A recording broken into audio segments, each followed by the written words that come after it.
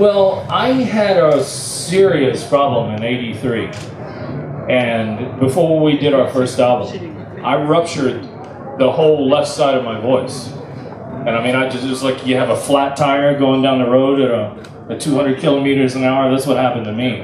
And the whole left side was gone. And so there was a doctor in Los Angeles, and he was a throat specialist. And this guy was impressive because when you walked into his office, most doctors have their little certificates on the wall of what school they went to and things like that. This guy's office, floor to ceiling, all the way around it, every wall, gold and platinum records. Frank Sinatra, Stevie Nicks, Rod Stewart. I mean, everybody was on that wall. And so he went in and he examined me, and he says, okay, I'm gonna tell you the truth. He says, you got a serious problem here.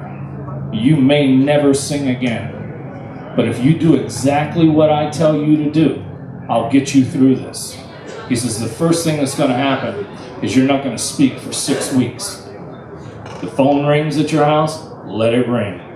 You go to a restaurant, you take a pen and a paper, and you write it. So this went on for 6 weeks. The temptation when that happens is to test it from time to time to see if it's there. I don't know if any of you have ever gone 6 hours without talking before, especially if you need to answer a question from someone. Go 6 weeks. It's like being in this deaf, dumb, and blind hell. You can't really communicate with anybody. And the whole time that's happening, your brain is going, you're never going to sing again. You're never going to sing again. So at the end of the 6 weeks, he got me through it. He says, all right, let me ask you this. He says, do you ever exercise before you sing? And I said, no. He says, well, you watch the Olympics? He says, you see those sprinters out there? You see them stretching before they run? And I said, yeah. He says, what do you think they're doing? Stretching? And I said, okay. He says, warm up, get ready before you go out. He says, if you do that, you'll get through this.